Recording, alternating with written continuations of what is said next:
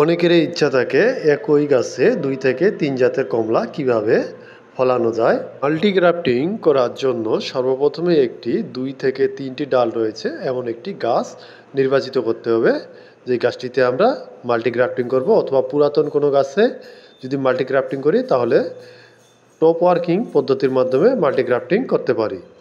অবশ্যই আমাদেরকে 2 বা ততোধিক জাতের সায়ন নিয়ে আসতে হবে। আমি এখানে দার্জিলিং কমলার সায়ন এবং চায়না ম্যান্ডারিং জাতের সায়ন নিয়ে আসছি। সর্বপ্রথম আমি দার্জিলিং কমলার সায়নটি গ্রাফটিং করতেছি। জেনে রাখা ভালো, কমলা কলমের উত্তম সময় হচ্ছে কিন্তু শীতকাল। শীতের সময় কমলা গ্রাফটিং করলে প্রায় 99% সফল হওয়া যায়। বছরের অন্যান্য সময় করা যায়, তবে বর্ষাকালে করলে অবশ্যই ক্যাপ ব্যবহার করতে হবে।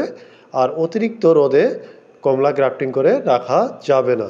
যেই সায়নটি দিয়ে গ্রাফটিং করব সেই সায়নটি 1 থেকে 1.5 ইঞ্চি পরিমাণ সুন্দর করে ধারালো চাকু দ্বারা 2 দিকে ভি আকৃতি করে কেটে নেব।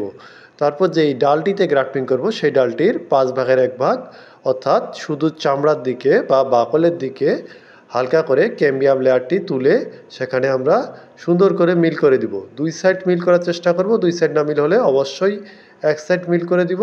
তারপর যেগুলোর পলিথিন টানলে বাড়ে এই ধরনের পলিথিন দিয়ে অর্থাৎ 0.1 পলিথিন দিয়ে একেবারে টাইট করে বেঁধে দিব, যেন কিছুতেই ভেতরে বাতাস না প্রবেশ করতে পারে। মাত্র 15 থেকে 20 দিনের মধ্যেই সেখান থেকে নতুন কুড়ি বের হবে। গাছের গোড়ায় নিয়মিত পরিমিত মাত্রায় পানি দিতে হবে, তা না হলে কলম সহজে ফুটবে না।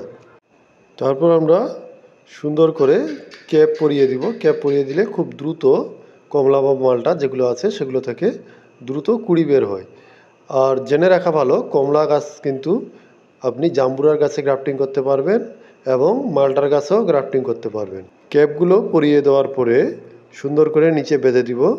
আর এই ক্যাপগুলো আপনি বাজারে পেয়ে যাবেন, বড় পলিথিনের দোকানে খুঁজলেই পেয়ে যাবেন। এইভাবে বেঁধে দিব যেন ভেতরের আর্দ্রতা বজায় থাকে এবং সেখান থেকে দ্রুত ডাল বের হয়।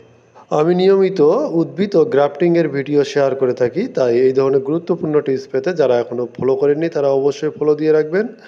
আর যদি ভিডিওটি ভালো লেগে থাকে একটি লাইক দিয়ে অন্যকে দেখার সুযোগ করে দিবেন। ইউটিউব থেকে দেখে থাকলে অবশ্যই চ্যানেলটিকে সাবস্ক্রাইব করবেন। ভালো থাকবেন এই শুভকামনায়। ধন্যবাদ সবাইকে।